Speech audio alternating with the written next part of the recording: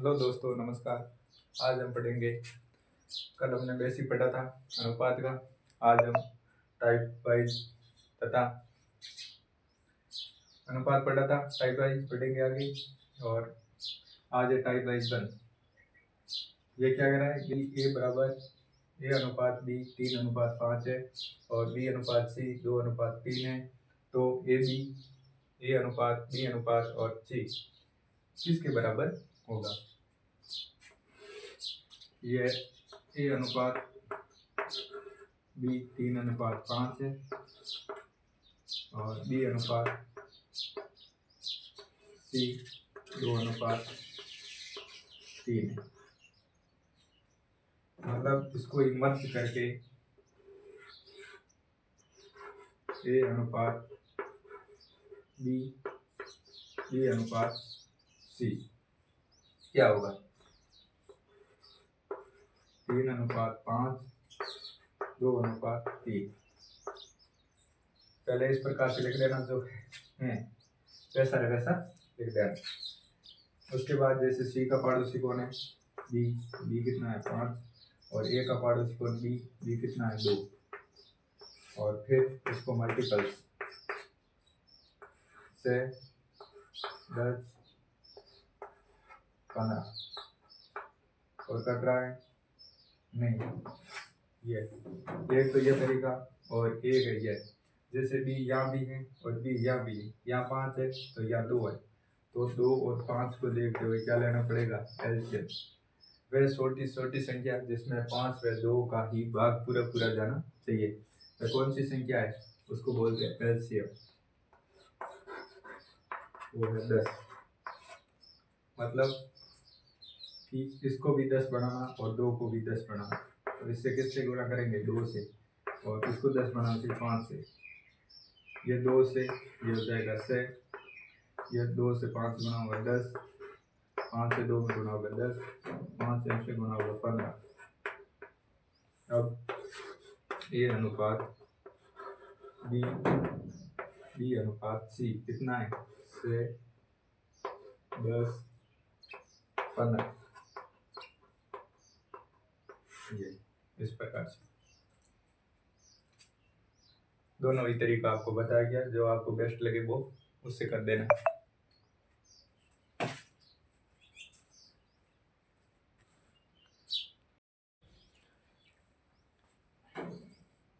Type number 1 में question number 2 के 6300 रुपये की धनराशि है।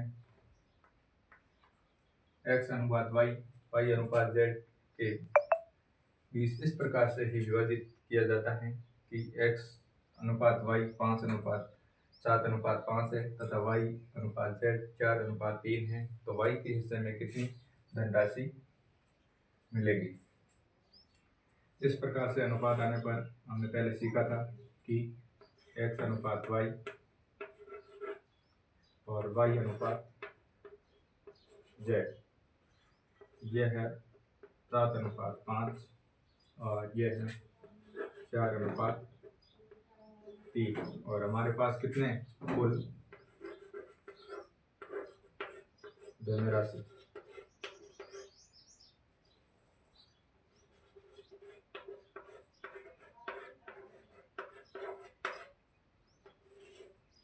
₹6300।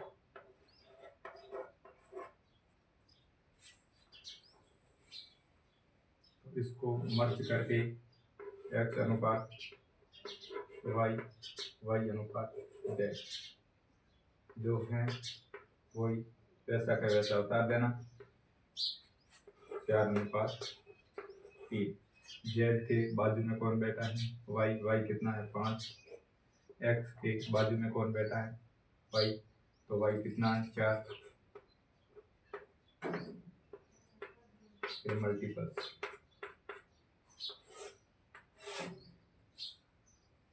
ये अनुपात आएगा, ये मान, ये मतलब धनराशि का आएगा 8 चौक 28, 4 पंजा 20, 3 पंजा 15। ये कितना आएगा? 48 48 और 15 63। 63, तो 1 बराबर कितना, 1 बराबर 100, 1 बराबर 100। तो y किस जगह पूछा है, तो y कितना है 20, y बराबर कितना है, y का हिस्सा कितना 20, 20 गुणा 100, 1 बराबर 100, तो 20 गुणा कितना, तो y बराबर 2000 रुपये। y के हिस्से में कितना आएगा, y के हिस्से में 2000 रुपये देंगे। ये इस प्रकार से किया जाता है। और नहीं तो ये एलसीएम लेना इसका 20 और फिर इसको 20 बनाने के लिए 4 से मल्टीपल्स करना और इसको 20 बनाने के लिए 5 से मल्टीपल्स करना और फिर यही अनुपात बनेगा। और अनुपात बनने पर कुल कितने भागों बराबर भागों में डिवाइड करना चाहता है, फिर ये 63, तो 63 भागों में बराबर विभाजित करना चाहता है, तो 1 बराबर कितना, तो 1 बराबर 100 और 100 का इसमें मल्टीप्लाई करेंगे तो 2800 रुपये और इसमें करेंगे 2000 और इसमें करेंगे तो 1500 रुपये और कुल मिलाकर ये 6300 रुपये। ये इस प्रकार से किया जाता है।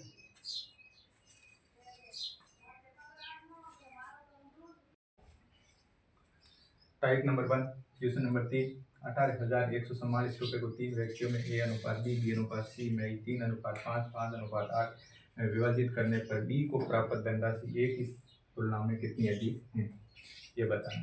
अनुपात हमको दिया हुआ है A अनुपात B, B अनुपात C,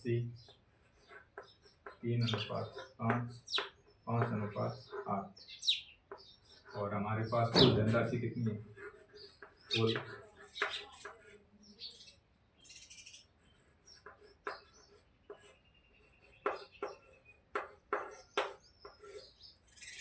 18,144 है और किस अनुपात में दिए हुए हैं, 3 अनुपात 5, 5 अनुपात 8, 3 और 5 8, 8 अनाथ 16।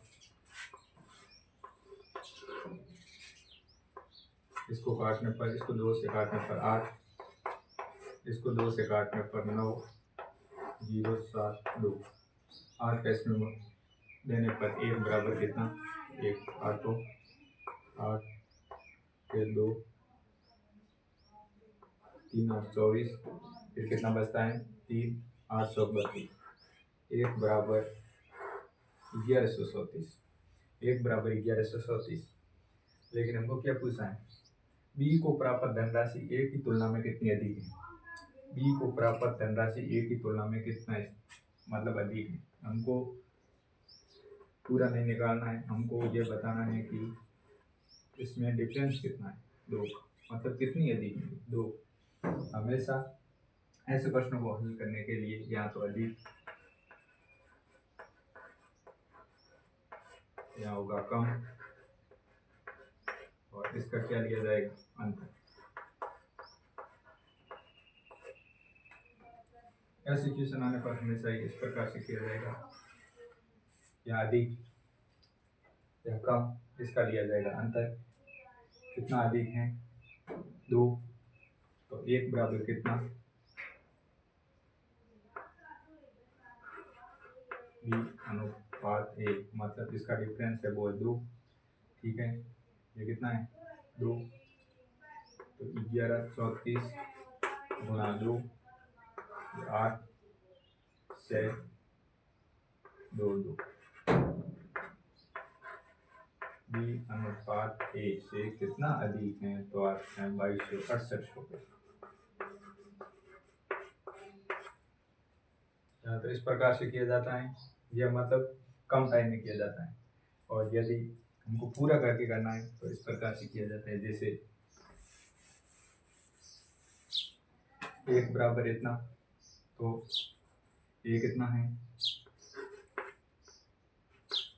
ये 3 गुणा 11 34, कितने हो गए 12 20, 9 1 10 और 3 1 4 और फिर 3 34 0 2 और बी बराबर 5 गुणा 11 34 20 2 15 2 17 और 5 में 1 से 5 और फिर 56, 70 में से 34, 0 2 माइनस करना, यहाँ उधर लिया 10, 10 में से 2 जाने के बाद 8 से 2, यहाँ कितना बचता है 2, 22 8। ये इस प्रकार से करना, इस प्रकार से करेंगे तो टाइम ज़्यादा लगेगा, और यदि अंतर लेके करेंगे तो कम टाइम लगेगा और जल्दी किया जाएगा।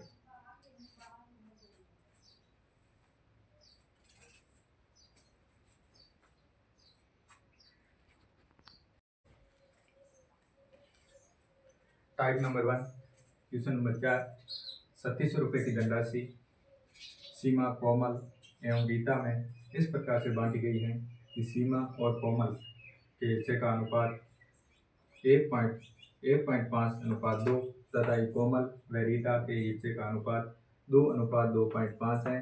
तो रीता का हिस्सा कितना है ये बताना है। पहले तो हमको अनुपात बनाना है तीनों का। पहले है सीमा व कोमल, सीमा यानी कोमल और कोमल व रीता कितना अनुपात है। पहले सीमा का है 1.5:2 और यहाँ 2:2.5। ये पॉइंटम है, और पॉइंट हटाने के लिए क्या करना पड़ेगा, यहाँ तो 4 से मल्टीपल्स करो या 2 से करते हैं तो 1.5 2 गुना मतलब हो जाएगा 3। ये मतलब 1.5 का 2 गुना 3 और ये 2 गुना 4 और इसका ही 2 गुना करते हैं तो ये 4 और 2.5 का 2 गुना 5। यस, सीमा, कोमल, रीता 3:4, 4:5। हमारे पास कुल धनराशि कितनी है,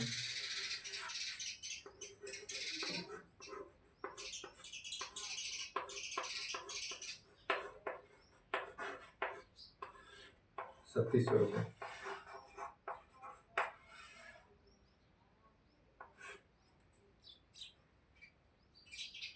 3 और 4 4, 7 और 5 कितना होता है, 7 5 12। 1 बराबर कितना, 12 या 36, 1 बराबर 300। रीता कितना है 5, 1 बराबर 300 तो 5 गुना कितना 1500, कितना है 1500 रुपये। रीता के हिस्सा कितना है 1500 रुपये। क्यों, पहले तो ये अनुपात है, जैसा का जैसा लिख देना, और उसके बाद के तो कॉमन ही है, लेकिन ये पॉइंटों में पॉइंट हटाने के लिए ये 2 से मल्टीप्लाई, क्योंकि 1.5 का 2 गुना कितना होता है 3 और यहाँ 2.5 का 2 गुना 5 और फिर ये मर्ज करके एक अनुपात बनाया सीमा, कोमल और रीता, और 3:4, 4:5 और कुल कितने हिस्से बराबर बांटना चाहते हैं तो 12 हिस्सों में, तो एक हिस्सा कितना 300, तो रीता कितनी है 5 गुना 300 तो 1500 रुपये।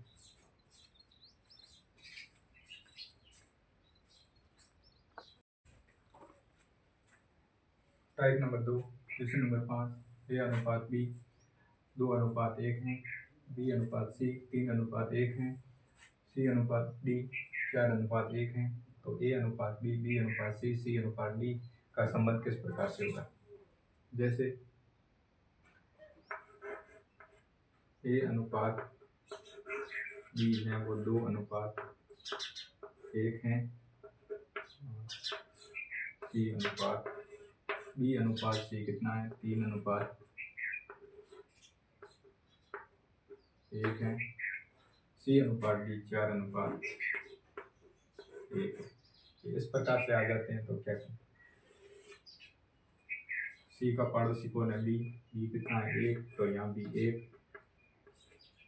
और D का पड़ोसी कौन है C कितना 1, तो यहाँ पर 1, और फिर C का पड़ोसी कौन B 3 और बी का पड़ोसी कोण सी कितना 1, तो यहाँ पर भी 1, और यदि ए का पड़ोसी कोण बी, तो बी कितना 3, तो यहाँ पर भी 3, और फिर बी का पड़ोसी कोण सी कितना है 4, तो यहाँ पर भी 4, और फिर ए का पड़ोसी कोण बी कितना 4, तो यहाँ पर भी 4 अनुपात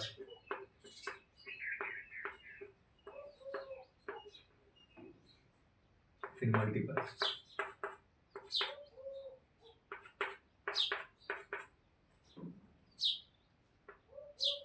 इससे गुणा करने पर कितना आएगा 1, इससे गुणा करने पर कितना आएगा 4, 4 4 में 1 गुणा, तो 4, और 4 से फिर 1 से गुणा 4, 4 गुणा 3 12, और 12 से 1 से गुणा करने पर 12,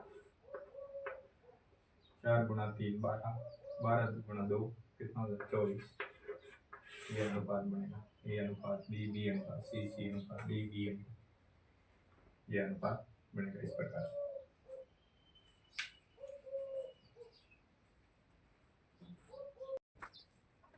अब हम समझेंगे समानानुपात।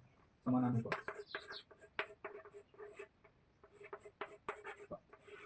जैसे ए बी, ये समानानुपात का प्रतीक सी अनुपात बी, जैसे यहाँ 3 यहाँ 15 यहाँ 5 और यहाँ क्या होगा। समानानुपात में क्या चलता है, जैसे ये ए कितना गुना 5 को, यही समझ यहाँ दर्शाइए ये कितना होगा 5 गुना कितना होगा 25, या कितना है 25। इस प्रकार से जैसे ए को बोलते हैं ये क्या समानुपात, ये समानुपात, और बी को बोलते हैं द्वितीय अनुपात,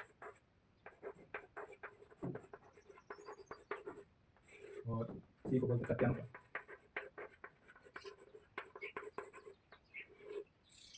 डी को बोलते हैं चतुर्थानुपात। ये कॉन्सेप्ट क्या चलता है इसमें, जैसे ये जो इसका संबंध है ये इन दोनों का संबंध होगा, और इसी प्रकार ये चलता है कि ये दोनों डी गुणा सी किसके बराबर हो गए, ए गुणा डी के बराबर। जैसे ये 15 डी, सी कितना है 5, और ए कितना है 3, डी हमको पता नहीं है, तो 15 गुणा 5 3 में बराबर है, यानी देता है बाद में एक्स बराबर कितना 15 और 15 25, एक्स बराबर कितना है 25। इस प्रकार से दो इसका संबंध है तो इसका संबंध होगा, और बी गुणा सी ये ए गुणा डी के बराबर होगा,